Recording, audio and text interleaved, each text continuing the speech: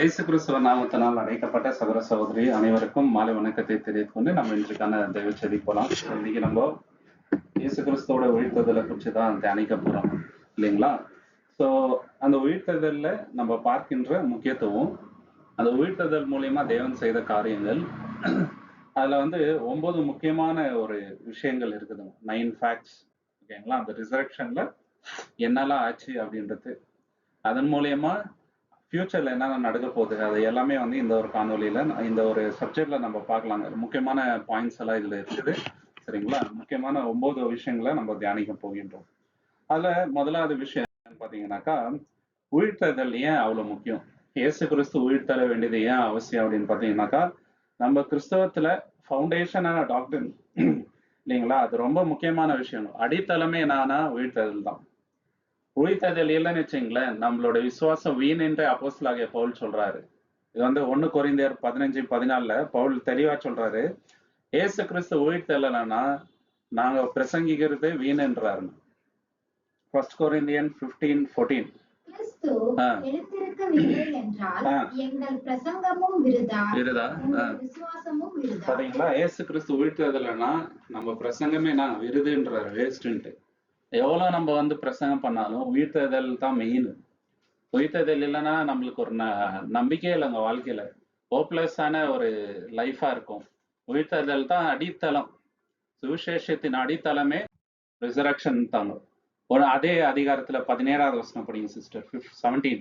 கிறிஸ்து எழுந்திராவிட்டால் உங்கள் விசுவாசம் வீணா இருக்கும், நீங்கள் இன்னும் உங்கள் பாவங்களில் இருப்பீர்கள். பாத்தீங்களா, இயேசு கிறிஸ்து உயிர்த்தெழல அப்படின்னா நம்ம நம்மளோட விசுவாசம் வீணா இருக்கும் இல்லைங்களா? நம்ம இன்னும் பாவத்திலே இருக்கிறோம்னு அர்த்தங்க சரிங்களா? பாவத்துல இருந்து இமீடியட்டா நம்ம வெளியே வர முடியாது. ஆனா இயேசு கிறிஸ்து உயிர்த்ததுனால நம்மளுக்கு என்ன நம்பிக்கை வந்திருக்குதுன்னா, அவர் மூலியமா நம்மளுக்கு உயிர்த்தெழுதல் வரும் அப்படின்ற நம்பிக்கை வந்திருக்குது. அவர் உயிர்த்தெழ விட்டால் இன்னுமே பாவத்திலே இருந்திருப்போம் இல்லைங்களா? நம்ம தைரியமா தேவன் கிட்ட போய் ஜெபம் பண்ண முடியாது இல்லைங்களா? நம்ம விசுவாசமா இருக்க முடியாது, ஒரு நம்பிக்கை இருக்காது, ஒரு கோல் இல்லை லைஃப்ல.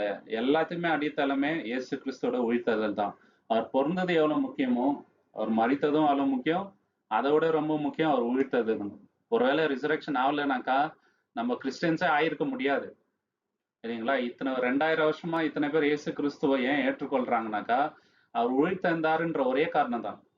அவர் உயிர்த்தெழுதாம விட்டிருந்தாக்கா நம்ம அவரை ஏற்றுக்கொண்டிருக்கவே மாட்டோம் இல்லைங்களா? அதுதான் ரொம்ப ஸ்பெஷல் இதுல. அப்போஸ்தலர் 2:32 நம்ம பார்க்கும் பொழுது, இங்க பேதுரு என்ன பண்றாருனாக்கா ஊழியம் பண்றாருங்க பெண்டகோஸ்ட் நாள்ல. அதுல முக்கியமான பாயிண்டே அவருடைய ரிசரக்ஷன் பத்தி தான் அவர் பேசுறாங்க. எழுப்பினார், பாத்தீங்களா, இதுக்கெல்லாம் நாங்க சாட்சி. இதை சொல்லிதான் அவங்க ஊழியமா பண்றாங்க. போற இடத்துல எல்லாம் மெயின் பாயிண்டா இததான் பேசுறாங்க. அது மட்டும் இல்லாம ஒருத்தர் கிறிஸ்டியனா இருக்கணும்னாக்கா அவங்களுக்கு ஃபவுண்டேஷன் ரிசரக்ஷன் பத்தி தெரியணுங்க. ஒருத்தருக்கு உயிர்த்தெழுதலை பத்தி தெரியல அப்படின்னாக்கா அவங்க கிறிஸ்டியனாவே இருக்க முடியாது. பேசிக்கான ஃபவுண்டேஷனல் ட்ரூத் தெரியாம பேப்டிசம் எடுக்கவும் கூடாதுங்க. ரிசரக்ஷன் அப்படின்றது ஆதி சபையில ஃபவுண்டேஷனல் டாக்டரின் இல்லைங்களா? இது மூல உபதேசம் பவுல் எக்ஸ்பிளைன் பண்றாருங்க. அது எபேசியர் 6ஆம் அதிகாரம் 1-2 வருது பாருங்க. ஈப்ரூஸ் எபிரேயர் 6ஆம் அதிகாரம் 1-2 வசனங்கள். எபிரேயர் 6:1-2, ஈப்ரூஸ் சாப்டர் 6:1-2. ஆகையால் கிறிஸ்துவை பற்றி சொல்லிய மூல உபதேச வசனங்களை நாம் விட்டு செத்த கிரியைகளுக்கு நீங்களாகும் மனம் திரும்புதல், தேவன் பேரில் வைக்கும் விசுவாசம், ஸ்தானங்களுக்கு அடுத்த உபதேசம், கைகளை வைக்குதல், மரித்தோரின் உயிர்த்தெழுதல், நித்திய நியாய தீர்ப்பு என்பவைகள் ஆகிய அஸ்திபாரத்தை மறுபடியும் போடாமல் பூரணராகும்படி கடந்து போவோம். இது அஸ்திபாரம்ன்றாருங்க. இந்த உயிர்த்தெழுதலுக்கு உண்டான இந்த உபதேசம் இல்லைங்களா, ஞானஸ்தானம், கைகளை வைக்குதல், ஃபேத், இது எல்லாமே ஒரு கிறிஸ்டியனோட விசுவாசத்துல அடித்தரம். இது இல்லாம ஒருத்தர் கிறிஸ்டியனே ஆக முடியாதுங்க. இதை சொல்லிதான் நிறைய பேரை கன்வெர்ட் பண்ணாங்களே இல்லைங்களா? 30லேருந்து 35வது AD வரைக்கும் நம்ம பார்க்கும்போது ரிசரக்ஷன்ல ஃபோக்கஸ் பண்ணி தான் மேஜரா அப்போஸ்தலர்ஸ் ஊழியம் பண்ணுதுங்க இல்லைங்களா? பவுல் கூட என்ன பண்றாருனாக்கா, அவர் போற இடத்துல எல்லாம் மெயினா இதை தான் பேசுறாரு. கொரிந்தியர் சபைக்கு அவர் போகும்போது தெளிவான சொல்றாருன்னு பாத்தீங்கன்னாக்கா, 1 கொரிந்தியர் 15:3-7 நம்ம வாசிக்கும் போது, நான் பெற்றது இது, இதை உங்ககிட்ட நான் சொல்றேன்றாருங்க. அதுல உயிர்த்தெழுதல் தான் வந்து மெயின் போக்கஸா அவர் பேசுறாரு. நான் அடைந்தும் உங்களுக்கு பிரதானமாக ஒப்புவித்ததும் என்னவென்றால் கிறிஸ்துவானவர் வேத வாக்கியங்களின்படி நமது பாவங்களுக்காக மரித்து அடக்கம் பண்ணப்பட்டு வேத வாக்கியங்களின்படி 3ஆம் நாளில் உயிர்த்தெழுந்து கேபாவுக்கும் பின்பு 12 தரிசனமானார். அதன் பின்பு அவர் 500 பேருக்கு அதிகமான சகோதரருக்கும் ஒரே வேளையில் தரிசனமானார். அவர்களில் அநேகர் இந்நாள் வரைக்கும் இருக்கிறார்கள். சிலர் மாத்திரம் நித்திரை அடைந்தார்கள். பின்பு யாக்கோபுக்கும் அதன் பின்பு அப்போஸ்தலர் எல்லாருக்கும் தரிசனமானார். பாத்தீங்களா, இது முக்கியமான ஒரு விஷயம். நான் பெற்றது உங்ககிட்ட சொல்றேன், இதுதான் மெயின்ன்றாருங்க. அது இயேசு வேத வாக்கியங்களின்படி மரித்தார், மரித்து உயிர்த்தெழுந்தார், இத்தனை பேருக்கு வந்து காட்சி கொடுத்திருக்கிறாரு அப்படின்னு சொல்லி அவங்களுக்கு வந்து புரிய வச்சுட்டு இத ஒரு மெயினா சொல்லிதான் வந்து நிறைய பேர் இயேசு கிறிஸ்துக்குள்ள கொண்டு வந்தாங்க இல்லைங்களா.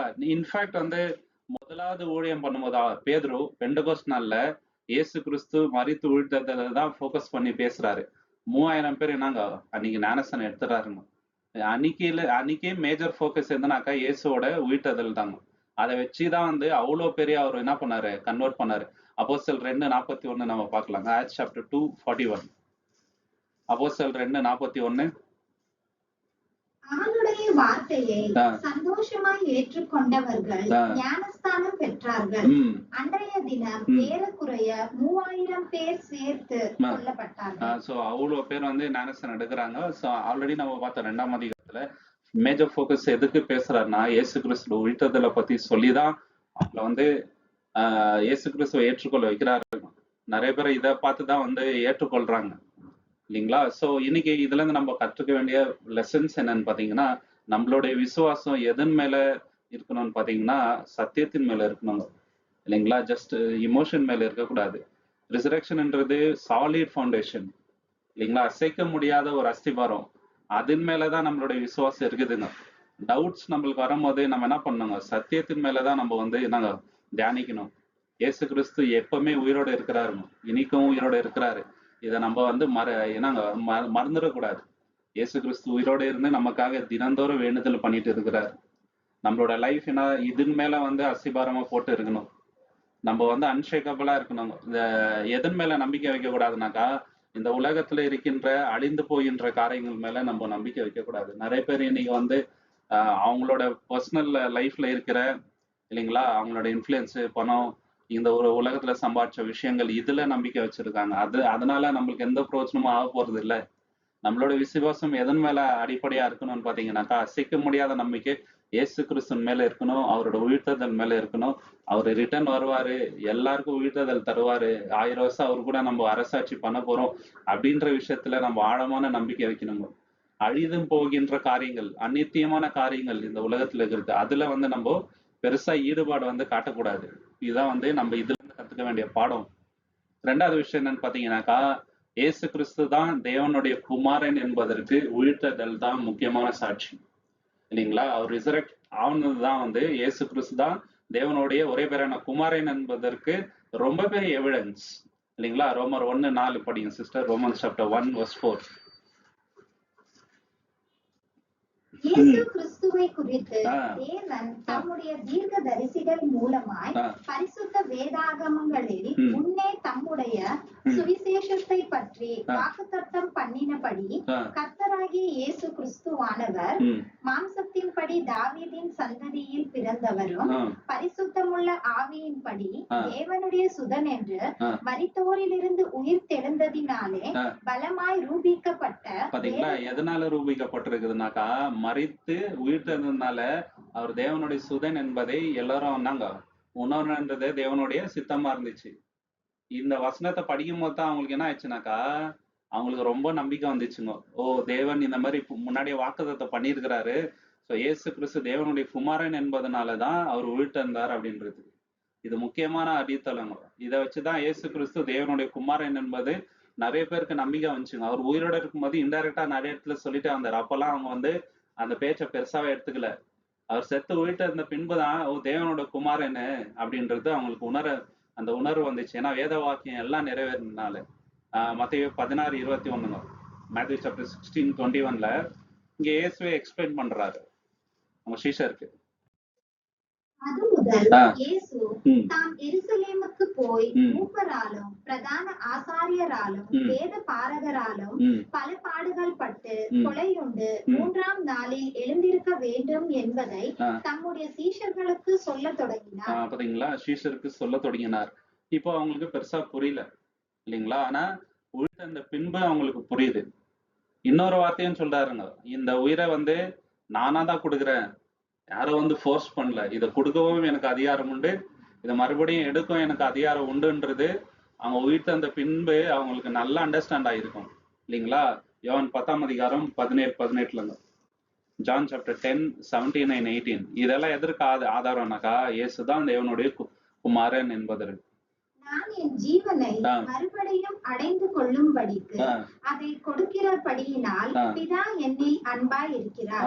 ஒருவனும் அதை என்னிடத்திலிருந்து எடுத்துக்கொள்ள மாட்டான், நானே அதை கொடுக்கிறேன். அதை கொடுக்கவும் எனக்கு அதிகாரம் உண்டு, அதை மறுபடியும் எடுத்துக்கொள்ளவும் எனக்கு அதிகாரம் உண்டு. இந்த கட்டளையை என் பிதாவின் இடத்தில் பெற்றுக்கொண்டேன் என்றார். பாத்தீங்களா, இந்த கட்டளையை தேவனிடத்துல பெற்றுக்கொண்டேன்னு சொல்றாரு. அதே மாதிரி வீட்டு பின்பு அவங்க வந்து உணர்றாரு இல்லைங்களா. அந்த ரிசரக்ஷன் தான் இயேசு கிறிஸ்து தேவனுடைய குமாரன் என்பதற்கு ஒரு முக்கியமான எவிடன்ஸ் ஆயிடுச்சு. நிறைய பேர் சத்தியத்தை ஏற்றுக்கொள்றதுக்கு அது ஒரு அடையாளமா ஆயிடுச்சுங்க இல்லைங்களா. இதுல இருந்து நம்ம கற்றுக்க வேண்டிய பாடங்கள் என்னன்னு பாத்தீங்கன்னாக்கா, இயேசு கிறிஸ்துவோட அதிகாரம் நம்மளோட வாழ்க்கையில எவ்வளவு அப்படின்றத நம்ம உணரணும். ஏன்னா நமக்கு எஜமான் யாருங்க, இயேசுதான், வேற யாரும் கிடையாது. இந்த உலகத்துல நம்ம வந்து ஒரு ஆபீஸ்ல வேலை செய்யலாம், இல்ல எங்கேயாவது வேலை செய்யலாம், அவங்க நம்மளுக்கு எஜமானா இருக்கலாங்க. ஆனா மெய்யான எஜமான் யாருனாக்கா இயேசு கிறிஸ்து. அவர் வரையும் நம்மளுக்கு கர்த்தர் மட்டும் இல்லை, நம்ம அவரோட சர்வன்ட். இப்ப மட்டும் இல்லை, உயிர் தந்த பின்பும் அவருக்கு அவரோட எஜமான் தான். உயிர் தந்து நம்ம 1000 வருஷம் அவர் கூட அரசாட்சி செய்யும் போது அவர் நம்மளுக்கு எஜமான் தான். இட்டர்னிட்டியா இயேசு கிறிஸ்து எப்போதுமே நம்மளுக்கு நித்தியமான எஜமானா தான் இருப்பாருங்க. நம்ம அவருக்கு ஊழியக்காரா தான் இருப்போம், அதை யாராலும் மாற்ற முடியாது. சோ இந்த ஒரு விஷயத்த நம்ம மறந்துடக்கூடாது. எங்க இருந்தாலுமே இயேசு கிறிஸ்து தான் நாங்க நம்மளுக்கு எஜமான், அவருக்கு உண்மையா இருக்கணும் இல்லைங்களா. அதனால்தான் பவுல் கொலோசியருக்கு எழுதும் போது என்ன சொல்றாரு, நீங்க எது பண்ணாலும் இயேசு கிறிஸ்து நாம மகிமைப்படும்படி பண்ணுங்க. நீங்க வந்து உங்க ஓனருக்கு வேலை செய்யல, இயேசு கிறிஸ்து தான் வேலை செஞ்சுட்டு இருக்கிறீங்க, அவரோட நாம மகிமை வரட்டும்ன்றாரு இல்லைங்களா. ரெண்டாவது பாடம் நம்ம இதுல இருந்து என்ன கத்துக்கணும்னாக்கா, தேவனோட வாக்குத்தத்தம் ஒண்ணு கூட நாங்க நிறைவேறாம போவே போகாது. இஸ்ரேல் ஜனத்துக்கு கொடுத்த வாக்குத்தத்தம் எல்லாம் யோசுவா 21ஆம் அதிகாரம் நம்ம படிச்சோம்னு வச்சுங்களேன், அதுல என்ன சொல்றாருனாக்கா, ஒன்னும் வந்து நிறைவேறா போல, எல்லாமே வந்து 100% நிறைவேறிச்சு. யோசுவா 21:45 படிங்க சிஸ்டர். 21:45 Joshua chapter 21:45. கர்த்தர் இஸ்ரவேல் குடும்பத்தாருக்கு சொல்லி இருந்த நல் வார்த்தைகளில் எல்லாம் ஒரு வார்த்தையும் தவறி போகவில்லை, எல்லாம் நிறைவேறிச்சுங்க. ஒண்ணு கூட நான் தவறி போல. இவங்க வேணா தவறி போயிருக்காங்க இஸ்ரேல் ஜனம், அவர் சொன்னதுக்கு மாறா எல்லாமே பண்ணாங்க. ஆனா தேவன் சொன்ன வாக்குத்தத்தை எதுவுமே வந்து நிறைவேறாம போல. ஸோ இதை வந்து நம்ம அண்டர்ஸ்டாண்ட் பண்ணிக்கணும். நம்ம லைஃப்ல தேவன் சொன்ன வாக்குத்தத்தை ஒண்ணுமே நிறையாம போகாதுங்க இல்லைங்களா. நான் அது மட்டும் இல்லாம 3வது விஷயம், நம்ம மெய்யான சமாதானம் எதுல வருதுனாக்கா, இயேசு கிறிஸ்துவோட அதிகாரத்தை நம்ம உணரும் போது வருதுங்க. அவர் நம்மளோட எஜமான், அவருக்காக தான் நம்ம வாழ்ந்துட்டு இருக்கிறோம், நமக்காக நம்ம வாழலன்றது உணர்ந்துட்டோம்னு வச்சுங்களேன், நம்ம லைஃப்ல வந்து மெய்யான சமாதானம் நம்மளுக்கு கிடைக்கும். இல்லைன்னு வச்சுங்களேன், உலகத்துல வந்து நம்ம சந்தோஷப்படலாம்னு நினைச்சா சமாதானம் எவ்வளவு வருஷம் இருந்தாலும் கிடைக்கவே கிடையாது. இயேசுதான் நம்மளுக்கு எஜமான், அவருக்காக தான் வாழ்றோம், அவருக்காக வாழ்ந்தா மட்டும் தான் நம்ம லைஃப் மீனிங்ஃபுல்லா இருக்கும்ன்ற உணர்வுல வாழ்ந்தா நம்ம லைஃப் எப்போதுமே வந்து சமாதான சந்தோஷமா நம்ம இருக்கலாம், இல்லைன்னா கிடையாது இல்லைங்களா. ஸோ 3வது விஷயம் என்னன்னு பாத்தீங்கன்னாக்கா, பாவத்திற்கும் மனதிற்கும் என்னங்க ஒரு ஜெயத்தை வந்து தேவன் வந்து இதுல இருந்து நிகழ்த்தி காமிச்சாருங்க. இயேசு கிறிஸ்து உயிர்த்ததுனால there was a victory over sin and death. ரெண்டுத்தையும் வந்து ஜெயிச்சிட்டாரு இல்லைங்களா. ரோமர் 6ஆம் அதிகாரம் 9வது வசனம், ரோமன் சாப்டர் 6:9. ரோமர் 6:9. மரித்தோரில் இருந்து எழுந்த கிறிஸ்து இனி மரிப்பதில்லை என்று அறிந்திருக்கிறோம், மரணம் இனி அவரை ஆண்டு கொள்வதில்லை. பாத்தீங்களா, மரணம் இனிமேட்டு ஆண்டு கொள்றது கிடையாது இல்லைங்களா. ஏன்னாக்கா அவர் வந்து மரணத்தை வந்து ஜெயிச்சிட்டாரு இல்லைங்களா. அவர் மரணத்தை ஜெயிச்சதுனால இன்னைக்கு மரணம் வந்து நம்மளை ஆண்டு கொள்ள முடியாதுங்க. எவ்வளவு பெரிய விக்டரி அது யாராலையும் செய்ய முடியாத காரியத்தை வந்து இயேசு கிறிஸ்து செஞ்சுட்டாருங்க இல்லைங்களா. அந்த ஸ்திரீகள் போறாங்க கல்லறையை பாக்குறதுக்கு, அப்போ கல்லறை வந்து எம்டியா இருக்குது இல்லைங்களா. ஏர்லி மார்னிங் போறாரு, அப்போ அந்த ஸ்டோன் வந்து ரோல் ஆயிட்டு இருக்குது. ஏஞ்சல்ஸ் வந்து சொல்றாருங்க, அவர் வந்து உயிர் தந்தாரு, இன்னும் இங்கேயே மரித்தோர் இடத்துல ஏன் அவரை வந்து தேர்ந்துக்கிறீங்க, அவர் ஆல்ரெடி உயிர் தந்துட்டாரு அப்படின்ட்டு. இல்லை நம்ம என்ன பார்க்கலனாக்கா, மரணம் வந்து அவரை வந்து அவரை வந்து ஹோல்ட் பண்ண முடியல. ஏன்னா மரணத்தை வந்து அவர் ஜெயிச்சிட்டாரு இல்லைங்களா. Complete 100%. Not only it's not like 99.9 கூட கிடையாது, 100% மரணத்தை கம்ப்ளீட்டா வந்து ஜெயிச்சிட்டாரு இல்லைங்களா. அதனால இன்னைக்கு நம்ம பயப்பட தேவையில்லைங்க. மரணத்தை பார்த்து நம்ம என்ன பயப்பட வேண்டியது இல்லை. எப்படி ஆதாம்குள்ள எல்லாரும் மறிகிறாங்களோ, இயேசு கிறிஸ்துக்குள்ள எல்லாருமே வந்து வரணும். இது வந்து நிச்சயத்தை வந்து நம்மளுக்கு கொடுத்துருக்கிறாரு. உயிர்த்தெழுதலின் நிச்சயம் அதனால கிடைச்சிருக்குது. 1 கொரிந்தியர் 15:55-57 அருமையான வசனம் என்ன சொல்றாருங்க, மரணமே உன் கூறு எங்கன்றாருங்க. 1 Corinthians 15:55-57. Where death is your victory, where death is your power. Does death gets his power to hurt from sin, and sin gets its power from the law. But thanks be to God who gives us the victory through our Lord Jesus Christ. பாத்தீங்களா என்னங்க, மரணத்துல இருந்து நம்மளுக்கு என்ன victory, யார் மூலியமா? இயேசு கிறிஸ்து மூலியமா தேவன் நம்மளுக்கு ஒரு ஜெயத்தை கொடுக்குறாங்க. தமிழ்ல பச்சுருங்க. மரணமோ உன் கூர் எங்கே? கூர் எங்கே? பாதாளமே உன் ஜெயம் எங்கே? மரணத்தின் கூர் பாவம், பாவத்தின் பலன் நியாய பிரமாணம்.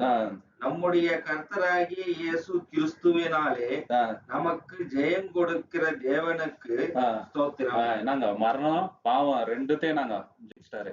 அதுக்கு மேல என்ன சரிங்களா. இன்னைக்கு சாத்தான் வந்து நினைக்கிறாரு உலகம் ஃபுல் பாவத்துல இருக்கிறாங்கன்ட்டு. இதையும் தேவன் வந்து அப்படியே மாத்திடுவாருங்க 360 டிகிரி. ஓகே, கொஞ்ச நாள் அவ்வளவுதான். மரணத்தையும் ஜெயிச்சாச்சு, பாவத்தையும் ஜெயிச்சாச்சு இல்லைங்களா. எபிரேயர் 2:14 இதுவும் அருமையான வசனம். Hebrews chapter 2:14. எபிரேயர் 2:14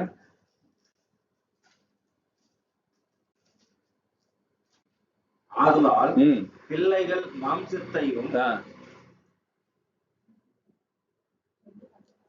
14 கரெக்ட். ஆதலால் பிள்ளைகள் மாம்சத்தையும் இரத்தத்தையும் உடையவர்களாயிருக்க அவரும் அவர்களைப் போல மாம்சத்தையும் இரத்தத்தையும் உடையவர்களானால் மரணத்துக்கு அதிகாரியாகிய பிசாசானவனை தமது மரணத்தினாலே அழிக்கும்படிக்கும் ஜீவ காலமெல்லாம் மரண பயத்தினாலே அடிமைத்தனத்திற்குள்ளானவர்கள் யாவரும் விடுதலை பண்ணும்படிக்கும் அப்படி ஆனார். ரெண்டு விஷயம். ஒண்ணு, மரணத்தின் அதிபதியாக சாத்தானுக்கு நாங்க அழிவு, தலை வந்து நசுக்கப்படும் உறுதியாயிடுச்சு. ரெண்டாவது வந்து மரணத்தின் பயத்துல இருக்கிற நமக்கு ஒரு விடுதலை. இது ரெண்டுத்தையும் வந்து இயேசு கிறிஸ்து செஞ்சு முடிச்சாச்சு இல்லைங்களா.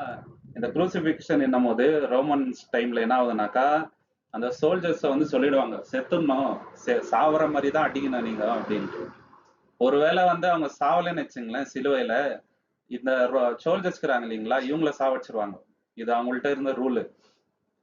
அந்த அந்த தண்டனை கொடுக்குறவங்க சாவலைன்னு வச்சுங்களேன், இவங்களுக்கு சிவியரான பனிஷ்மெண்ட் கிடைக்கணும் இந்த சோல்ஜர்ஸ். அதனாலதான் அவங்க வந்து அவ்வளோ ரொம்ப ரொம்ப ரூடா பிஹேவ் பண்ணுவாங்க. ஸோ இயேசு கிறிஸ்துவ அந்த மாதிரி இது பண்ணாங்க. ஆனா அவர் செத்துட்ட பின்பு அந்த டூம்பு வந்து எம்டியா இருந்தவனே, கல்லறை எம்டியா இருந்தவனே, அவங்க வந்து இல்லாத கதை கட்ட ஆரம்பிச்சாங்க, திடீர்னு போயிட்டாங்க அப்படி இப்படின்னு சொல்லிட்டு. ஆனா அதை வந்து 100% அவங்களால நிரூபிக்க முடியலங்க.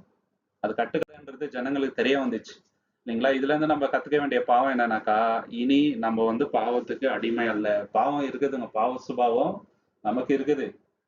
பால்குடாத்தா சொல்றாரு இல்லைங்களா, எதை செய்யக்கூடாதுன்னு நினைக்கிறனோ அதை தான் செய்யறேன்றாரு. ஆனா இதுல இருந்து என்னை காப்பாற்ற யார முடியும்னு சொல்லும் போது, தேவன் என்னை இதுல இருந்து வெளியே வர வைக்கிறாரு அப்படின்ட்டு இல்லைங்களா. அந்த ஃப்ரீடம் வந்து தேவன் மூலியமா நம்மளுக்கு கிடைக்குதுங்க. ரெண்டாவது வந்து மரணத்தை நினைச்சு நம்ம பயப்பட வேண்டியது இல்லை. ஓகே, ஏன்னா நமக்கு இருக்கிற நம்பிக்கையை வந்து அந்த பயத்தை வந்து போக்கிடுங்க. இந்த இயேசு கிறிஸ்து மூலமா நமக்கு வருகின்ற அந்த நம்பிக்கையை யோசிச்சு பார்த்தோன்னு வச்சுங்களேன், மரணத்தின் பயம் அவங்களுக்கு பெருசா இருக்காது. அதனாலதான் எந்த அப்போஸ்தலரும் சாவறதுக்கு வந்து பயப்படல. பால் அதனாலதான் சொல்றாரு, மரணம் எனக்கு ஆதாயம்ன்றாரு இல்லைங்களா. எனக்கு அது வந்து கெயின் தான் மரணம்ன்றது. நான் இப்போ இதுல இருந்து மறைச்சு தேவன் கிட்ட போறது எனக்கு சந்தோஷம் தான்ன்றாரு. எல்லாருமே வந்து சந்தோஷமா மறைச்சாங்க இல்லைங்களா? ஊழியம் பண்ண எல்லாருமே வந்து என்ன பாத்தீங்கன்னாக்கா பயப்படலங்க சாவுக்கு. கொடூரமான மரணமா இருந்தா கூட அதை ஏற்றுக்குன்னு தேவனுக்காக அந்த மாதிரி சாவுறதுல வந்து நாங்க சந்தோஷப்பட்டாங்க. ஸோ விக்டரி வந்து ஆல்ரெடி இயேசு கிறிஸ்தன் மூலியமா நமக்கு கிடைச்சிச்சு. இதை வந்து நம்ம மறக்க கூடாதுங்க. 4வது விஷயம் என்னன்னு பாத்தீங்கன்னாக்கா, உயிர்த்தெழுதல் மூலியமா நம்ம தேவன் என்ன பண்ணியிருக்கிறாருனாக்கா, நீதிமான்கள் ஆக்கியிருக்கிறாரு. நம்மள வந்து ஜஸ்டிஃபை பண்ணியிருக்கிறாரு. இல்லைங்களா? உயிர்த்தெழுதல் ஆகலைன்னு வச்சீங்கன்னா நம்ம நீதிமான் ஆயிருக்கிறோன்றது நம்மளுக்கு தெரிஞ்சிருக்காது. எப்ப இயேசு கிறிஸ்து மரித்து உயிர்த்தெழுந்தாரோ அன்னைக்கு நம்மளுக்கு தெரிஞ்சிச்சு நம்மள வந்து இயேசு கிறிஸ்து நீதிமான்கள் ஆக்கியிருக்கிறாரு. நம்ம வந்து சுயநீதியில நீதிமான் ஆயிருக்க முடியாது. இயேசு கிறிஸ்து மரித்து உயிர்த்தெழுந்தனால இன்னைக்கு நம்ம வந்து நீதிமான் ஆயிருக்கிறோம். இல்லைங்களா? ரோமர் 4:25.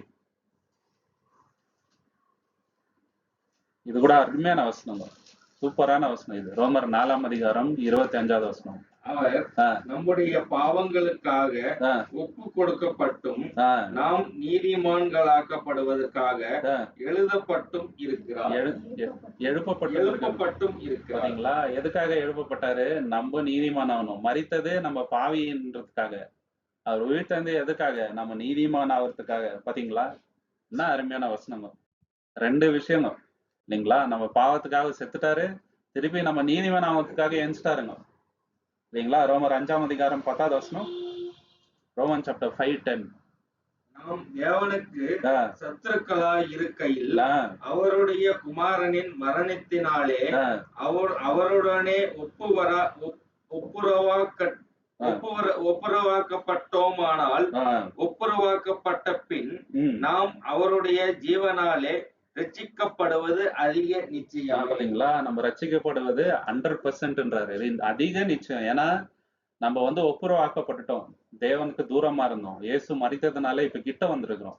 இப்ப ரட்சிக்கப்படுவதும் மிக மிக மிக நாங்க 100% நிச்சயமான விஷயம். இத நீங்க வந்து மனசுல வச்சுக்கோங்கன்ட்டு உறுதியா எழுதுறாரு. இல்லைங்களா? அந்த நிச்சயம் எதனால ஆயிருக்குது? இயேசு உயிர்த்ததுனால இன்னைக்கு நம்ம நீதிமான் ஆயிருக்கிறோம். அவ்வளோ இம்பார்ட்டன்ட் ரிசரக்ஷன்.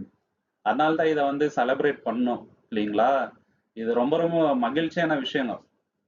இயேசுக்கும் பொருந்தது எவ்வளவு மகிழ்ச்சியா, அவர் உயிர்த்தது அது ரொம்ப ரொம்ப மகிழ்ச்சியான விஷயம். இல்லைங்களா? 1 பேதுரு 1:3. 1 Peter chapter 1:3. 1 பேதுரு 1ஆம் அதிகாரம் 3வது வசனம். Let us give thanks to the God and Father of our Lord Jesus Christ. Because of his great mercy, he gave us new life by raising Jesus Christ from death. பாத்தீங்களா? நம்மளுக்கு ஒரு new birth கொடுத்துக்கிறாரு. என்ன hope நம்மளுக்குன்னா, இயேசு கிறிஸ்து உயிர்த்ததுனால நம்மளுக்கு ஒரு புது நம்பிக்கை கிடைச்சிருக்குது. இந்த புது நம்பிக்கை என்ன? நம்ம பரலோகத்துக்கு போறோம். நம்ம நீதிமான் ஆகியிருக்கிறோம். இல்லைங்களா? நம்ம இன்னைக்கு பாவத்துக்கு அடிமை இல்லை. நம்ம நீதிமான் ஆகியிருக்கிறோன்றதே புது நம்பிக்கை தான். தமிழ்ல படிக்கும் போது அருமையான. நம்முடைய கர்த்தராகிய இயேசு கிறிஸ்துவின் பிதாவாகிய தேவனுக்கு ஸ்தோத்திரம் உண்டாவதாக. அவர் இயேசு கிறிஸ்து மரித்தோரிலிருந்து எழுந்ததினாலே அழியாததும் மாசற்றதும் வாடாதுமாகிய சுதந்திரத்துக்கேதுவாக ஜீவனுள்ள நம்பிக்கை உண்டாகும்படி தமது மிகுந்த இரக்கத்தின்படியே நம்மை மறுபடியும் ஜெயித்தார். பாத்தீங்களா? வாடாததும் மாசற்றதுமான நம்பிக்கை இயேசு கிறிஸ்து உயிர்த்ததுனால நம்மளுக்கு வந்து கிடைச்சிருக்குதுங்க. அப்போஸ்தலனாகிய பவுல் வந்து கன்வெர்ட் ஆகுறாரு. இல்லைங்களா? எப்போ டமாஸ்கஸ் போற வழியில இயேசு கிறிஸ்து அவர்கிட்ட பேசுறாங்க. இயேசு உயிர்த்ததல் ஆன பிறகு நடக்கிறது விஷயம். இயேசு பேசுற பிறகு ஒரு பர்சிக்யூட்டரா இருந்தவர் என்ன ஆகுறாருனாக்கா, ரொம்ப பெரிய ஊழியக்காரர் ஆகுறாரு. அவரோட லைஃப் என்ன ஆகுதுங்க? மாற்றப்படுது. பாவத்துல இருந்து அவர் நீதிமான் ஆகுறாரு. இல்லைங்களா? கம்ப்ளீட்டா வந்து தேவன் அவரை மன்னிக்கிறாரு. இதனால்தான் அவரோட லைஃப் வந்து ரொம்ப பெரிய டிரான்ஸ்ஃபார்ம் ஆகுது. ஏர்லி கிறிஸ்டியன் ரைட்டிங்ஸ்ல தான் நம்ம பார்க்கும்போது இயேசு கிறிஸ்துவோட ரிசரக்ஷன் தான் வந்து சால்வேஷனை கொண்டு வந்தது அப்படின்றது தான் அதிகமா வந்து அவங்க வந்து போதிச்சிருக்கிறாருங்க. இல்லைங்களா? ஆதி சபையில இயேசு கிறிஸ்துவோட உயிர்த்ததல்னால நம்ம ரட்சிக்கப்பட்டிருக்கிறோம், நம்ம பயப்பட வேண்டியதில்லைன்னு ரொம்ப முன்னிறுத்திருக்கிறாங்க. பாலோட அந்த கன்வர்ஷன் கூட நம்ம பார்க்கும்போது ஏர்லி கிறிஸ்டியன்ஸ்க்கு வந்து அவரோட வாழ்க்கை வந்து ரொம்ப பெரிய எக்ஸாம்பிளா இருந்துச்சு. இவ்வளவு பெரிய எதிரியா இருந்த இவரையே வந்து தேவன் மன்னிச்சு ரொம்ப பெரிய ஊழியக்கார ஆக்கி இருக்கிறாருனாக்கா, அப்ப நம்மள ஏன் மன்னிக்க மாட்டாருன்றது நிறைய பேரோட லைஃப் வந்து சேஞ்ச் பண்ணியிருக்குதுங்க. இல்லைங்களா? நிறைய பேர் இயேசு கிறிஸ்துவ வந்து அக்செப்ட் பண்ணிக்கிறாருங்க. ஹிஸ்டோரியன்ஸ் கூட இதை வந்து நிறைய இடத்துல வந்து எழுதுறாருங்க. இல்லைங்களா? இதுல இருந்து நம்ம கத்துக்க வேண்டிய பாடம் என்னன்னாக்கா, இன்னைக்கு வந்து நம்ம கில்ட்டுல ஆள வேண்டியது இல்லைங்க. இல்லைங்களா? பாவம் செய்யுந்தா அந்த கில்ட் வருது இல்லைங்களா, நம்மளுக்கு குற்ற உணர்ச்சி, பாவம் பண்ணிட்டோம், தப்பு பண்ணிட்டோம்ட்டு. ஆனா இயேசு கிறிஸ்துவின் மூலியமாக ஆல்ரெடி என்ன சொல்றாரு, நீ தேவனுடைய குமாரன், நம்மள வந்து உன்னதங்கள்ல உட்கார வச்சிருக்கிறோன்றாருங்க. நம்ம பாவத்தை வந்து ஆல்ரெடி மன்னிச்சிருக்கிறாருங்க. இயேசு கிறிஸ்துவின் மூலியமாக மன்னிக்க முடியாத பாவம் ஒண்ணுமே இல்லைங்க நம்ம லைஃப்ல. இனி கூட நம்ம வந்து ரொம்ப மோசமான தப்பு பண்ணியிருக்கலாம். ஆனா இயேசு கிறிஸ்து கிட்ட போயிட்டு நம்ம ஜெபம் பண்ணி அவர் நாமத்தினால நம்ம பாவத்தை அறிக்கையிட்டா முற்றிலும் நம்மளை வந்து சுத்திகரிக்கிறன்றாருங்க. எவ்வளவு பெரிய வாக்கு தத்துவம் இல்லைங்களா, நம்மள அக்செப்ட் பண்ணிக்கிறாருங்க. மத்த மதத்துல எல்லாம் நீங்க பாத்தீங்கன்னாக்கா வாயில வேல் குத்துவாங்க, நெருப்புல நடுக்கிறது, உன்ன என்னென்னவோ பண்ணுவாருங்க. அதெல்லாம் பண்ணி தேவனுடைய கிருபையை பெறலான்னு நினைக்கிறாங்க. ஆனா நம்ம இயேசு கிறிஸ்துவின் மூலியமா நம்மளுக்கு என்ன ரட்சிப்புனாக்கா, நீ ஆல்ரெடி தேவனுடைய குமாரன், நீ இந்த வழியில நடு அப்படின்ட்டு நம்மள சொல்றாங்க. நம்ம ஒண்ணுமே பண்ணல, அதுக்காக ஒண்ணுமே பண்ணலங்க. நம்ம ஃப்ரீயா கிடைச்சிருக்குது இந்த ஒரு ரட்சிப்பு இல்லைங்களா. சோ அதுதான் வந்து டிஃபரன்ஸ். நம்மள தேவன் இன்னைக்கு அக்செப்ட் பண்ணிக்கிறாரு இல்லைங்களா. ரொம்ப கொடூரமான பாவியா இருந்த நம்மள கூட தேவன் என்னங்க அக்செப்ட் பண்ணிக்கிறாருங்க. தேவனுடைய அந்த அன்பை வந்து நம்ம என்ன பண்ண முடியாதுங்க, மற்ற காரியங்களை பண்ணி ஏர்ன் பண்ணவே முடியாது. அது ஃப்ரீ கிஃப்ட் இல்லைங்களா. ஆல்ரெடி கொடுத்துட்டாரு, அது அந்த கிருபையை ஆல்ரெடி கொடுத்துட்டாரு. இனி நம்ம வந்து அதை வாங்க முடியாதுங்க, ஃப்ரீயா நம்மளுக்கு கொடுத்துருக்கிறாருங்க. அந்த கான்பிடன்ஸ்ல நம்ம என்னங்க இயேசு கிறிஸ்து மூலியமாக நம்ம வாழணுங்க. அவருக்கு உண்மையாக நம்ம வந்து வாழணும். இதுதான் வந்து இதுல இருந்து நம்ம கத்துக்க வேண்டிய பாடம். அஞ்சாவது விஷயம் என்னன்னு பாத்தீங்கன்னாக்கா, இயேசு கிறிஸ்துவின் உயிர்த்தெழுதல்னால நமக்கு வருகின்ற இன்னொரு விஷயம் என்னன்னு பாத்தீங்கன்னாக்கா, நித்திய ஜீவனின் நம்பிக்கை. இயேசு கிறிஸ்து மரித்து இப்ப எங்க இருக்கிறாருனாக்கா பரலோகத்துல இருக்கிறாருங்க. அவருக்கு இனிமேட்டு என்னங்க அழிவு கிடையாது. ஏன்னா எப்படி தம்மின் தாமே பிதாவான தேவனுக்கு ஜீவன் இருக்குதோ அவருக்கும் அதே ஜீவன் இன்னைக்கு வந்திருக்குதுங்க. அவரை இனிமேட்டு யாருமே வந்து அழிக்க முடியாது. அதே ஜீவனுக்கு நம்மளை கூட்டிட்டு போறேன்னு வாக்குத்தத்தை கொடுத்தாருங்க. இதுதான் வந்து நம்ம பாக்குறோம். யோவான் 11:25, ஜான் சாப்டர் 11:25ல அந்த ப்ராமிஸ வந்து சொல்றாரு. யோவான் 11:25, ஜான் 11:25ல, யோவான் 11:25. இயேசு அவளை நோக்கி நானே உயிர்த்தெழுதலும் ஜீவனமாய் இருக்கிறேன், என்னை விசுவாசிக்கிறவன் மரித்தாலும் பிழைப்பான். அது யார் நம்மளுக்கு தான் சொல்றாருங்க. யாரெல்லாம் இயேசு விசுவாசிக்கிறாங்களோ மரித்தா கூட நாங்க பிழைப்பாருன்ட்டாரு. அந்த வார்த்தை வந்து மாத்த முடியாதுங்க. சொல்லிட்டா சொன்னபடியே ஆகும். மரித்தாலும் நம்ம வந்து பிழைப்போங்க. இன்னைக்கு நம்ம செத்தா கல்லறையில போய் புதைப்பாங்க, அதனால அழிவாயிடுச்சுன்ட்டு இல்லைங்க, பிழைப்பாங்க. இயேசு கிறிஸ்து வந்து எந்திரனாக்கா எந்திரிக்கணும் இல்லைங்களா. அது உறுதி. நித்திய ஜீவனுக்குள்ள நம்மளை கொண்டு போறாருங்க. அது 100% நடக்கக்கூடிய காரியம். இதுல 1% கூட நமக்கு என்னங்க டவுட்டே வர தேவையில்லை. 1 கொரிந்தியர் 15:20-22, 1 Corinthians chapter 15:20-22ல கிளீனா எக்ஸ்பிளைன் பண்றாரு எப்படி ஒரு ரிசரக்ஷன் அப்படின்ட்டு. ஆதாமுக்குள் எல்லாரும் மரிக்கிறது போல கிறிஸ்துக்குள் எல்லாரும் உயிர்ப்பிக்கப்படுவார்கள். அவனவன் தன் தன் வரிசையிலே உயிர்ப்பிக்கப்படுவான். முதற் பலனானவர் கிறிஸ்து. பின்பு அவர் வருகையில் அவருடையவர்கள் உயிர்ப்பிக்கப்படுவார்கள். அதன் பின்பு முடிவு உண்டாகும். அப்பொழுது அவர் சகல துரைத்தனத்தையும் சகல அதிகாரத்தையும் வல்லமையும் பரிகரித்து தேவனும் பிதாவுமாய் இருக்கிறவருக்கு ராஜ்யத்தை ஒப்பு கொடுப்பார். ஒரு மனிதனால எப்படி மரணம் வந்துச்சோ அதே போல இயேசு கிறிஸ்துக்குள்ள ஜீவன் வரணும்ட்டு இல்லைங்களா வசனம்.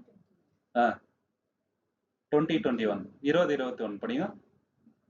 கிறிஸ்துவோ மரித்தோரிலிருந்து நித்திரையடைந்தவர்களில் முதற் பலனான மனுஷனால் மரணம் உண்டானபடியால் மனுஷனால் மரித்தோரின் உயிர்த்தெழுதலும் உண்டாயிற்று. மனுஷனால் மரித்தோரின் உயிர்த்தெழுதலும் உண்டாகும். அது இயேசு கிறிஸ்து மூலியமாக. அதனால என்ன ஆகுதுங்க, நித்திய ஜீவன் எல்லாருக்கும் வருது. இட்டர்னல் லைஃப் இல்லைங்களா. திருப்பி சாவறதுக்காக அவர் வந்து உயிர்ப்பிக்கல இல்லைங்களா. அது திருப்பி நித்தியமா வாழணும் தேவனுக்குள்ள இல்லைங்களா. அதனால்தான் வெளிப்படுத்தல நம்ம பாக்குறோம். இனி அழுகையும் இல்லை, கூக்குரலும் இல்லை, முந்தைய எல்லாம் ஒழிந்து போயினா எல்லாம் விளம்பினதுன்றாருங்க இல்லைங்களா. அவர் எல்லா கண்கள்ல இருக்கிற கண்ணீர் யாவையும் துடைப்பார் இல்லைங்களா. அந்த மாதிரி வந்து தேவன் வந்து மாத்திடுறாரு. 1 பேதுரு 1:21, 1 Peter chapter 1:21.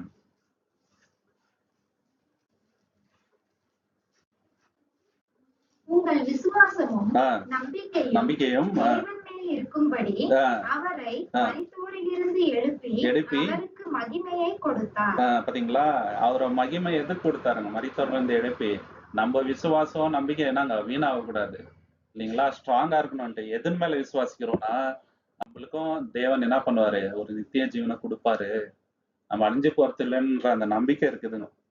லாசரு வந்து எழுப்புறாரு இல்லைங்களா? AD 22 வந்து நடக்குதுங்க பெத்தானியால.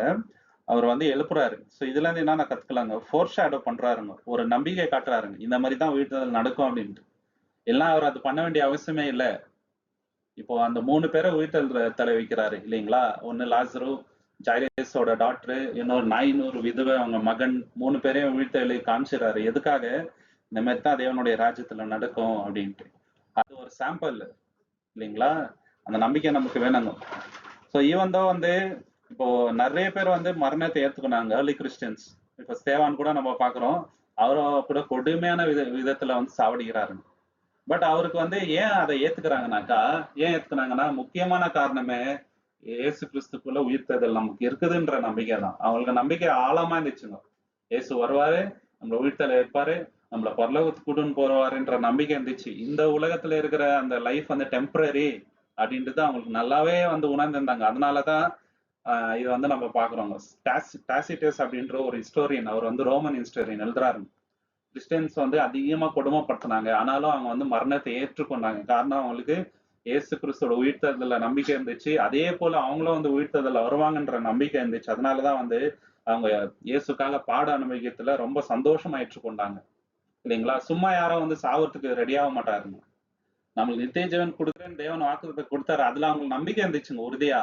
அதனாலதான் வந்து இயேசுக்காக என்ன வேணா பண்ணலான்னு அந்த முடிவுக்கு வந்துட்டாங்க அவங்க இல்லைங்களா? சோ இதுதான் வந்து நம்ம பாக்குறோம். இதுல இருந்து நம்ம கத்துக்க வேண்டிய பாடங்கள் என்னன்னாக்கா, இந்த லைஃப் வந்து நம்மளுக்கு எண்டு இல்லைங்க இல்லைங்களா? 60 வருஷமோ 70 வருஷமோ இல்லைங்களா? இல்ல அது கூட கம்மியா கூட இருக்கலாம், நம்மளுக்கு தெரியாது. ஆனா இந்த லைஃப் வந்து முடிவு கிடையாது. நம்ம எப்பவுமே வந்து பரமாய்வுக்காக அழைக்கப்பட்டிருக்கிறோம் இல்லைங்களா? அந்த நோக்கத்தோட வாழணும், இட்டர்னல் பெர்ஸ்பெக்டிவ் இல்லைங்களா? இந்த உலகத்துக்காக நோக்கத்துக்காக வாழ்னா பிரயோஜனம் இல்லைங்க இல்லைங்களா? சோ இந்த உலகத்துல நம்மளுக்கு வர பாடுகள், லாஸ், இதுக்கு பின்னாடி வந்து ரொம்ப பெரிய மகிமை உண்டு, அதையே நம்ம வந்துடக்கூடாதுங்க இல்லைங்களா? எதுக்கு ரொம்ப முக்கியத்துவம் கொடுக்கணும் அப்படின்னு பாத்தீங்கன்னாக்கா, இந்த உலகத்துல வருகின்ற டெம்பரரியான கெயின்ஸ்க்கு முக்கியத்துவம் கொடுக்க கூடாதுங்க. நிறைய பேர் அதுலயே மூழ்கி இருக்கிறாருங்க இல்லைங்களா? படிப்பு வேலை இதுல 80% லைஃப் போயிடுங்க இல்லைங்களா? இதுலயே வந்து அவங்க வந்து ஃபுல் மூழ்கிறாங்க. ஒரு ஏஜ் வரைக்கும் வந்து படிக்கிறாங்களா, அதுக்கப்புறம் வந்து வேலைக்கு போறாங்க, அந்த வேலை நெக்ஸ்ட் எதனா ஒரு பிசினஸ் ஆரம்பிக்கணும்ன்ற அந்த தாட்டு, இதுலயே வந்து அவங்களோட மெயினான லைஃப் எல்லாம் போயிடுது இல்லைங்களா? இட்டர்னல் பெர்ஸ்பெக்டிவ்காக என்னங்க பரலோக அழைப்புக்காக அந்த வாழ்க்கை வந்து வாழ்றது இல்லைங்க. லைஃப் எல்லாம் வீணா போயிடுது. அதுக்கப்புறம் வாழணும்னு நினைக்கும் போது அவங்களோட உடம்பு வந்து ஒத்துக்கிறது இல்லை. ஓகே, அப்படி நம்ம லைஃப் வந்து நம்ம வேஸ்ட் பண்ணக்கூடாது சரிங்களா? 6வது விஷயம் என்னன்னு பாத்தீங்கன்னாக்கா, உயிர்த்தெழுதல் வந்து நம்மளுக்கு ஒரு நம்பிக்கை வருதுங்க சரிங்களா?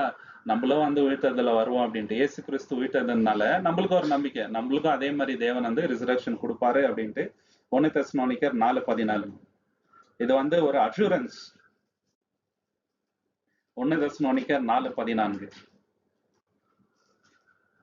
இயேசுவானவர் மரித்து பின்பு எழுந்திருந்தார் என்று விசுவாசிக்கிறோமே. அப்படியே இயேசுவுக்குள் நித்திரை அடைந்தவர்களையும் தேவன் அவரோட கூட கொண்டு வருவார். பாத்தீங்களா என்ன சொல்றாருங்க? நம்ம வந்து விசுவாசிக்கிறோம், இயேசு மரித்தார் உயிர்த்தெழுந்தார், அதே போல நம்மளையும் நாங்க உயிரோட கொண்டு வருவார். இது நம்மளுடைய நம்பிக்கை, இது நிச்சயமா ஆவுங்க இல்லைங்களா? இது நிறைய இடத்துல சொல்றாங்க. பிலிப்பியர் 3:20-21 என்ன சொல்றாருனாக்கா, இந்த அற்பமான சரீரத்தை மகிமையின் சரீரத்துக்கு மாற்றுவார் அப்படின்ட்டு.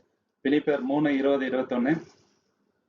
நம்முடைய குடியிருப்போ பரலோகத்தில் இருக்கிறது. அங்கே இருந்து கர்த்தராய் இருக்கிற இயேசு கிறிஸ்து என்னும் இரட்சகர் வர எதிர்பார்த்து கொண்டிருக்கிறோம்.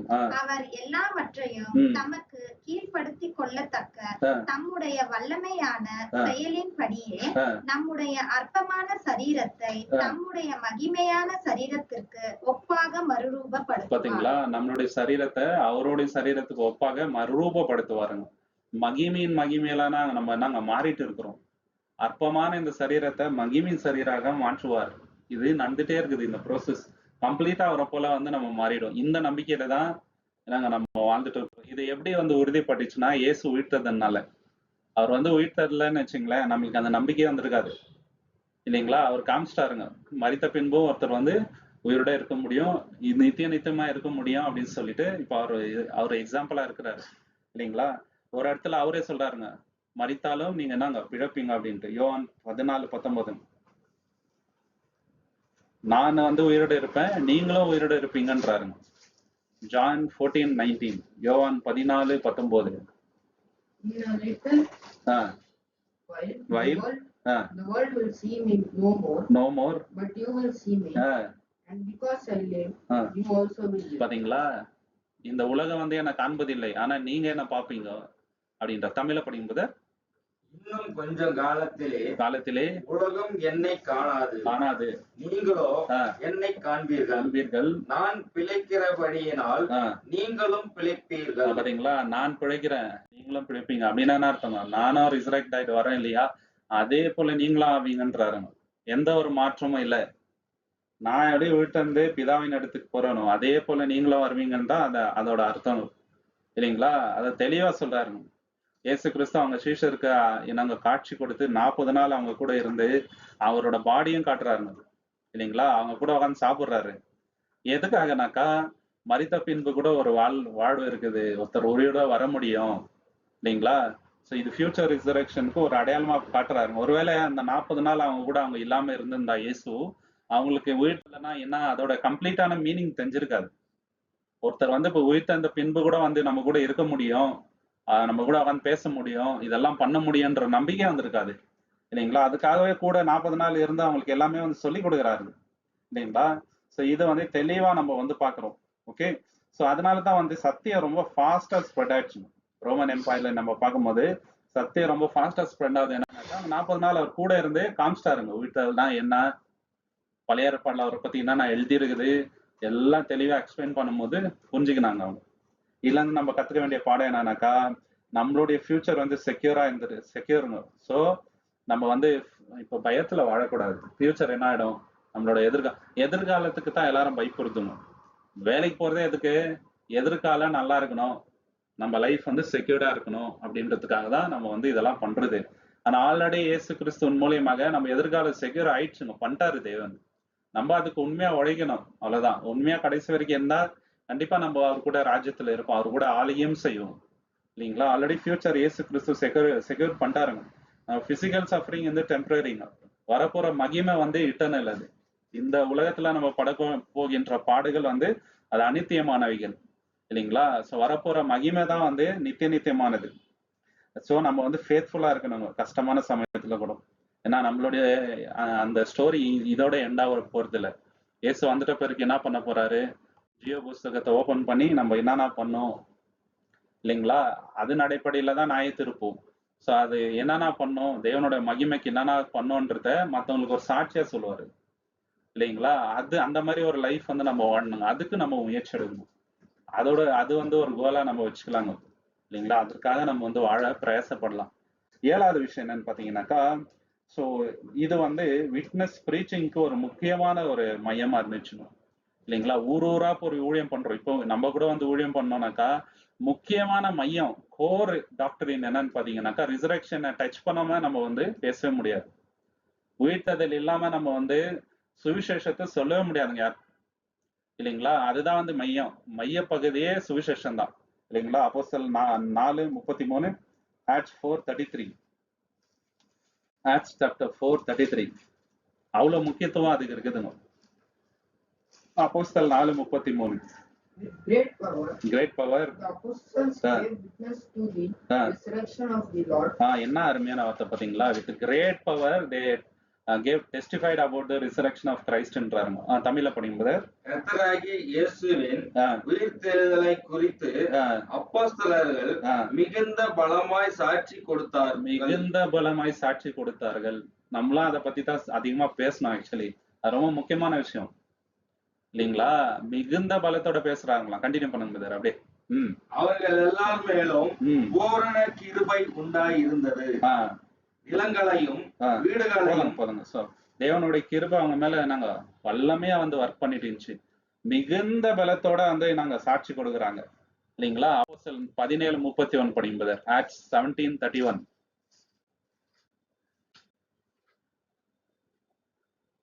மேலும் ஒரு நாளை குறித்திருக்கிறார், அதிலே அவர் தாம் நியமித்த மனுஷனை கொண்டு பூலோகத்தை நீதியாய் நியாய தீர்ப்பார். இது நம்மளுக்கு தெரியுங்க, ஒரு நாள் நியாயம் தீர்ப்பு செய்யப்படுறாரு. சோ இத எப்படி அவர் உறுதிப்படுத்தினார், எதை வச்சு இதை நம்பலாம் அப்படின்னா அதை எக்ஸ்பிளைன் பண்றாரு. இப்போ கண்டினியூ பண்ணுங்க. அந்த மனுஷனை மரித்தோரிலிருந்து எழுப்பினதனாலே அதன் நிச்சயத்தை எல்லாருக்கும் விளங்க பண்ணினார். பாத்தீங்களா, அதன் நிச்சயத்தை விளங்க பண்ணியிருக்கிறாருங்க. எப்படி அவர் உயிர்த்ததுனால நீங்க நம்பலாம், கண்டிப்பா இயேசு நியாயத்தீர்ப்பு செய்வார் அப்படின்ட்டு, இல்லைங்களா? இது ரொம்ப முக்கியமான ஒரு விஷயம். இத சொல்லிதான் நிறைய பேர் என்ன பண்ணாங்க, அவர் இந்த சத்தியத்துக்குள்ள கொண்டு வந்ததுங்க. லூக்கா 24:46-47.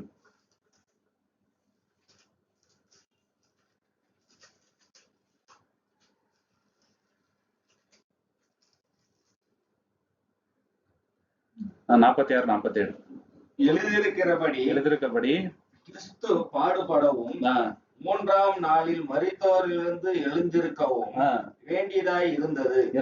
அன்றியும் மனம் திரும்புதல், பாவ மன்னிப்பும் எருசலேம் தொடங்கி சகல தேசத்தாருக்கும் அவருடைய நாமத்தினாலே பிரசங்கிக்கப்படவும் வேண்டியது. நீங்கள் இவைகளுக்கு சாட்சிகளாய் இருக்கிறீர்கள். அவர் மரித்தது, உயிர்த்தெழுந்தது, நீங்க இது எல்லாத்துக்குமே நீங்க என்னங்க சாட்சின்றாரு. அந்த சாட்சியை தான் போயிட்டு எல்லா இடத்துலயும் சொல்றாங்க, நாங்க பார்த்தோம் அதை. அவர் அதனால்தான் கொரிந்தியர்கள் பவுல் என்ன சொல்றாருங்க, நான் பெற்றதும் உங்களுக்கு நான் இதை தான் ஒப்புவிக்கிறேன். அவர் மரித்தாரு, உயிர் தெழுந்தாரு, இத்தனை பேர் பார்த்தாங்க அவரை, கடைசியா என்கிட்டயே வந்தாருன்றாரு அவரு, இல்லைங்களா? அவருக்கும் இயேசு பேசினாரு. இன்னும் அவருக்கு ஸ்ட்ராங்கான பிலீஃப் வந்துச்சுங்க. இயேசு பவுல்கிட்ட டைரக்டா பேசலன்னு வச்சுங்களேன், அவருக்கு அந்த நம்பிக்கை வந்திருக்காது, ரொம்ப கொஞ்சம் லேட்டா இருந்திருக்கும் மேபி. இயேசு பேசுனதுனால தான் அவர் லைஃப் சேஞ்ச் ஆகுது. இதனால ரொம்ப பாடுகள் பட்டாருங்க.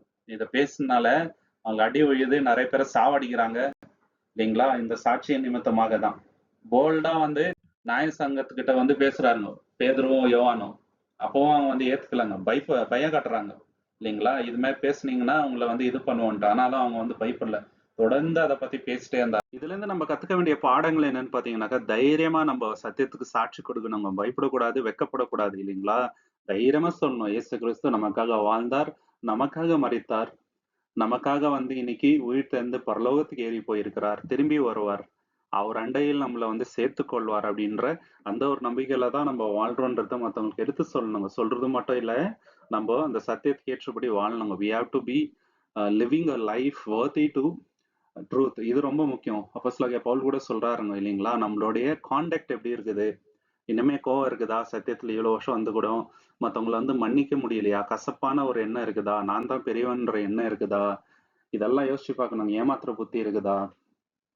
அப்படி இருந்துச்சுனாக்கா இன்னும் சத்தியத்தின் ஆவியில நம்ம வளரல அப்படின்ட்டு, சத்தியத்துக்கு ஏற்றபடி வாழணுன்ட்டு, இல்லைங்களா? சத்தியம் நம்மளுடைய லைஃப் ஸ்டைலா இருக்கணுங்க, இல்லைங்களா? சத்தியத்துக்கு ஏற்றபடி வாழணும். இல்லைன்னா அதை நம்ம எவ்வளவு பேருக்கு எடுத்து சொன்னாலும் அவங்க கேட்க மாட்டாங்க. ஃபர்ஸ்ட் நம்ம லைஃபை தான் அவங்க பாக்குறதுங்க. ஏன் அப்போஸ்டல்ஸோட சத்தியம் ஏற்றுக்கொள்ளப்பட்டுச்சு நிறைய பேராலன்னு பாத்தீங்கன்னாக்கா, அவங்களோட லைஃப் அந்த மாதிரி ஒப்பற்ற ஒரு வாழ்க்கையா இருந்துச்சுங்க. எந்த ஒரு தப்பான விஷயமும் அவங்க லைஃப்ல இல்ல குற்றம் சாட்டுறபடி.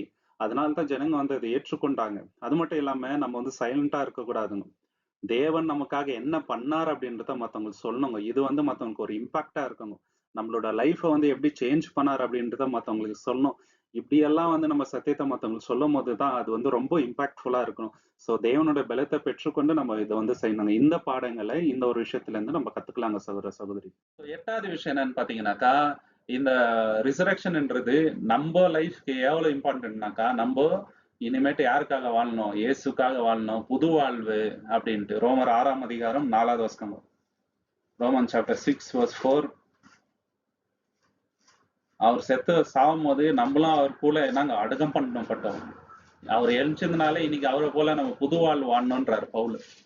Roman chapter 6:4. By our baptism, then we were buried with him and shared his death, in order that, just as Christ was raised from death by the glorious power of Father, so also we might live a new life. பாத்தீங்களா, நம்மள நாங்க புது வாழ்வு வந்து வாழணும் அப்படின்றாருங்க. அவரோட மரணத்துக்குள்ளாக நம்ம அடக்கம் பண்ண மாட்டோம்ன்றாரு. தமிழ்ல படிக்கும்போது மேலும் பிதாவின் மகிமையினாலேயே கிறிஸ்து மரித்தோரிலிருந்து எழுப்பப்பட்டது போல நாமும் புதிதான ஜீவனுள்ளவர்களாய் நடந்து கொள்ளும்படிக்கு அவருடைய மரணத்துக்குள்ளாக்கும் ஞானஸ்தானத்தினாலே கிறிஸ்துவுடனே கூட அடக்கம் பண்ணப்பட்டோம். பாத்தீங்களா, அடக்கம் பண்ணப்பட்டோம். எஞ்சிருக்கிறது இனிமேட்டு யாருக்காக? இயேசுக்காக. 2 கொரிந்தியர் 5:17 வாசிக்குவானா, ஒருத்தர் கிறிஸ்துக்குள்ள இருந்தா அவர் என்னங்க புது சிருஷ்டின்றாரு. சரிங்களா, பழையசெல்லாம் என்னங்க செத்துடுச்சுன்ட்டு. எப்போ தண்ணிக்குள்ள முழுகிட்டோமோ பழைய மனிதன் என்னங்க செத்துட்டான். புது மனிதனாக இயேசுவின் என்னங்க ஊழியக்காராக இயேசுவின் என்னங்க ஒரு அடிமையாக நம்ம வந்து வாழணும். இனிமேட்டு புது லைஃப் இல்லையா? கொலோசியர் 3:1 படிக்கும்போது, கொலோசியன்ஸ் சாப்டர் 3:1. நீங்கள் கிறிஸ்துவுடனே கூட எழுந்ததுண்டானால் கிறிஸ்து தேவனுடைய வலது பாரிசத்தில் வீற்றிருக்கும் இடத்தில் உள்ள மேலானவைகளை தேடுங்கள். பாத்தீங்களா, மேலானவளை தேடணும். ஏன்னா கிறிஸ்துவின் கூட நம்ம வந்து எழுந்திருக்கிறோம். இன்னைக்கு ரிசரக்ஷன்ன்றது இயேசுக்கு மட்டும் இல்ல, நமக்கும் தாங்க. எப்போ வந்து தண்ணீர்னால நம்ம ஞானஸ்தானம் பெற்றிருக்கிறோமோ மரித்து நம்மளும் உயிர்த்தெழுந்திருக்கிறோம். எதற்காக? இயேசுக்காக வாழ்வதற்கு. நம்ம லைஃப்ல வந்து சேஞ்சஸ் இருக்கணும் இல்லைங்களா? பேதுரு கூட வந்து ஃபர்ஸ்ட் இயேசுவை வந்து இது பண்ணிடுறாருங்க, மறுதளிச்சிடறாரு. ஆனா இயேசு அவரை வந்து ரீஸ்டோர் பண்றாரு. அதுக்கப்புறம் அவரோட வாழ்க்கை வந்து ரொம்ப சாட்சியா இருந்துச்சுங்க, ரொம்ப பெரிய சாட்சி. நிறைய பேரோட லைஃப் வந்து இதே மாதிரி சேஞ்ச் ஆகிருக்குதுங்க. நம்மளோட லைஃப் ஸ்டைல் வந்து சேஞ்ச் ஆகணும் இல்லைங்களா? கான்டாக்ட் வந்து சேஞ்ச் ஆகணும் இல்லைங்களா? இந்த சொசைட்டில நம்மளோட பிஹேவியர் சேஞ்ச் ஆகணும். இதெல்லாம் வந்து மாறணுங்க இல்லையா? ஸோ நம்ம வந்து நம்ம பாஸ்ட் கிடையாதுங்க இல்லைங்களா? பாஸ்ட் லைஃப்ல நம்ம எப்படி வேணா இருந்துக்கலாம் சத்தியத்துக்கு வரதுக்கு முன்னாடி. அது மேட்டர் கிடையாது. இப்போ சத்தியத்துக்கு வந்துட்ட பிறகு நம்ம எப்படி இருக்கிறோம் இல்லைங்களா? அது ரொம்ப முக்கியம். அந்த ஓல்டு ஹேபிட்ஸ் நம்ம லைஃப்ல இருக்கக்கூடாது. புது ஹேபிட்ஸ், தேவனுக்கு மகிமைப்படுகின்ற ஹேபிட்ஸ் வந்து நம்ம வந்து இருக்கணும் நம்ம லைஃப்ல இல்லைங்களா? நம்மளோட பர்பஸ் இந்த உலகத்துல அது ரொம்ப பெரிய பர்பஸா இருக்கணும். தேவனுக்காக வாழ்ற ஒரு வாழ்க்கையின் பர்பஸா இருக்கணும் இல்லையா? அது ரொம்ப இம்பார்ட்டன்ட். லாஸ்ட் கடைசியா இதுல இருந்து நம்ம கத்துக்க வேண்டிய முக்கியமான விஷயம் என்னன்னு பாத்தீங்கன்னாக்கா, இயேசுவின் வார்த்தைகள் வந்து உண்மை அப்படின்றது ஜனங்க புரிஞ்சுக்கணும்ன்றதுக்காகவே இந்த உயிர்த்தெழுதல் வந்து நடந்துச்சுங்க. ஏன்னா இயேசு நிறைய இடத்துல சொல்றாரு இல்லையா, நான் வந்து என்னை வந்து சாவடிச்சிருவாங்க, திருப்பி உயிர்த்தெழுதல வருவேன் அப்படின்றது சொல்றாரு. அப்ப அவங்களால அண்டர்ஸ்டாண்ட் பண்ணிக்க முடியலங்க. ஆனா பின்னாடி நடந்துட்ட பிறகு அவங்க புரிஞ்சிருப்பாங்க இல்லைங்களா, அவர் சொன்ன மாதிரி நடந்துச்சு எல்லாமே அப்படின்னு சொல்லிட்டு. மத்தேயு 28:6, Matthew chapter 28:6. மத்தேயு 28:6. அவன் இங்கே இல்லை, நாம் சொன்னபடியே உயிர்த்தெழுந்தார், கர்த்தரை வைத்த இடத்தை வந்து பாருங்கள். பாத்தீங்களா, அவர் சொன்னபடியே உயிர்த்தெழுந்துட்டாருன்ட்டு அந்த 2 தேவதூதர் சொல்றாருங்க. சொன்னபடியே உயிர்த்தெழுந்துட்டாரு இல்லைங்களா? இப்போ ஒரு மனுஷன் வந்து இருக்கிறாருங்க, அவர் மேல நம்பிக்கை அதிகமா வரணும்னாக்கா அவர் சொன்னது அப்படியே நடக்கணும் இல்லைங்களா? அவரோட வாரத்துல வந்து உண்மை இருக்கணும், அப்பதான் நம்புவாங்க. நாஸ்ட்ரோடமஸ்ன்னு ஒருத்தர் இருந்தாருங்க. அவர் வந்து ஃபியூச்சர்ல நடக்கிறதெல்லாம் அப்படியே சொல்லுவாருங்க இல்லைங்களா? இந்த வருஷம் இவர் சாவாரு, இந்த வருஷம் இந்த ஊர்ல இந்த மாதிரி ஆகும்ட்டு. ஆனா அவர் சொன்னது எல்லாமே நடக்கலங்க. ஆனா அவரை நிறைய பேர் நம்புறாருங்க, ஒரு தீர்க்கதரிசி அப்படின்ட்டு இல்லைங்களா? சோ அவர் 100 விஷயம் வந்து உண்மையா நடந்துலாங்க. ஆனா ஒரு விஷயம் பொய்யா சொன்னா கூட அவர் பொய் தான். தேவன் அப்படிதான் சொல்றாருங்க சரிங்களா? இயேசு கிறிஸ்து சொன்னது நிறைவேறாம போயிருந்தாக்கா யாரும் இயேசு கிறிஸ்துவை ஏற்றுக்கொண்டிருக்க மாட்டாங்க இல்லைங்களா? அவர் சொன்னதெல்லாம் அப்படியே நடக்கவோ அப்போதான் வந்து எல்லாரும் நம்புறாங்க, உண்மையா மெஸ்ஸையா அவரு, உண்மையான தேவனுடைய குமாரன் இவருன்ட்டு அந்த நம்பிக்கை எதனால வந்துச்சு? அவர் சொன்னபடியே மரித்தார், அவர் சொன்னபடியே உயிர்த்தெழுந்தார். இதுதான் வந்து மெயின் ரீசன் இல்லைங்களா? யோவான் 2:19-22 last. John chapter 2:19-22. Jesus answered, tear down this temple, and in 3 days I will build it again. போதுங்க. சோ என்ன சொல்றாருங்க, 3ஆவது நாள் நான் என்ன பண்ணுவேன், இதை வந்து இது பண்ணுவேன்றாரு, உயர்த்துவேன்றாரு. படியும் தமிழ்ல. 19. இயேசு அவருக்கு பிரதியுத்தரமாக, இந்த ஆலயத்தை இடித்து போடுங்கள், 3 நாளைக்குள்ளே இதை எழுப்புவேன் என்றார். பாத்தீங்களா, எழுப்புவேன். அதுக்கப்புறம் பின்னாடி நம்ம பார்க்கும்போது ஆலயத்தை பத்தி பேசல, அவரோட சரீரத்தை பத்தி தான் பேசுறாருன்ட்டு வருது வசனம். சரிங்களா? இப்போ எம்மா ஊருக்கு அவர் வீட்டுல இருந்து போயிட்டு இருக்கும்போது அப்போ பேசுறாருங்க. சரிங்களா? கிளியோப்பா அப்புறம் இன்னொரு சீஷர் கிட்ட அவர் சொல்லும் போது அவங்களுக்கு இன்னும் நம்பிக்கை ஜாஸ்தி வருது. இல்லைங்களா? ரிசரக்ஷன் பத்தி முன்னாடி சொன்னது, அவர் எக்ஸ்பிளைன் பண்ணது, இல்லைங்களா? அதெல்லாம் ஃபுல்ஃபில் ஆகும்போது எவ்வளவு உண்மையானவர் இவருன்றத புரிஞ்சுக்கிறாரு. ஓகேங்களா? இதுல இருந்து நம்ம கற்றுக்க வேண்டிய பாடம் என்னன்னு பாத்தீங்கன்னாக்கா, தேவனுடைய வார்த்தை நாங்க உண்மை உள்ளது. தேவன் பைபிள்ல என்ன சொல்லிக்கிறாரோ அது அப்படியே நடக்கணும். ஆல்மோஸ்ட் நிறைய தீர்க்கதரிசனம் நிறைவேறிச்சு, இன்னும் நிறைவேறியது கொஞ்சம் இருக்குது, அதுவும் 100% நடக்கும். இல்லைங்களா? யாரும் இதை தடுக்க முடியாது. தேவனுடைய வாயில இருந்து வர வார்த்தை அதை நிறைவேற்றாம திருப்பி அவர்கிட்ட போகாதுன்ட்டு வசனம் இருக்குது. இல்லைங்களா? சோ நம்ம இந்த காலகட்டத்துல எப்படி இருக்கணும்னாக்கா, பொறுமையா இருக்கணுங்க. தேவனுடைய டைமிங்க்கு நம்ம காத்துட்டு இருக்கணும். எப்படி காத்துட்டு இருக்கணும்? உண்மையா காத்துன்னு இருக்கணும். இல்லைங்களா? சோ நம்ம அந்த புத்தி இல்லாத கன்னிகர் மேல என்ன எல்லாமே இருக்கக்கூடாதுங்க. விழித்திருக்கணும், ஜெபத்தினால விழித்திருக்கணும், சத்தியத்தினால நிலைன்னு இருக்கணும், கடைசி வரைக்கும் உண்மையா இருக்கணும். இல்லைங்களா? சில சமயம் சுச்சுவேஷன்ஸ் ரொம்ப வருஷா இருக்கும், கஷ்டமான சூழ்நிலை வராங்க, ஆனா தேவன் அவருடைய காரியத்தை பண்ணிட்டு தான் இருக்கிறாரு. நம்ம தான் சில சமயம் உணர்றதில்ல. மறந்துடக்கூடாதுங்க, தேவன் அவருடைய காரியங்களை பண்ணிட்டு தான் இருக்கிறாரு. அதனால கடைசி வரைக்கும் நம்ம உண்மையா இருக்கணுங்க. தேவன் அந்த உயிர்த்ததுனால இவ்வளவு ஆசீர்வாதங்களை நம்மளுக்கு கொடுத்திருக்கிறாரு. அவரோட நாமத்துக்கு என்றென்றைக்குமே மகிமை உண்டாவதாக. தேவன் தாமே இந்த வசனங்களை ஆசீர்வதிப்பாராக. பொறுமையா கிட்ட எல்லாருக்குமே நன்றி. தேங்க்யூ.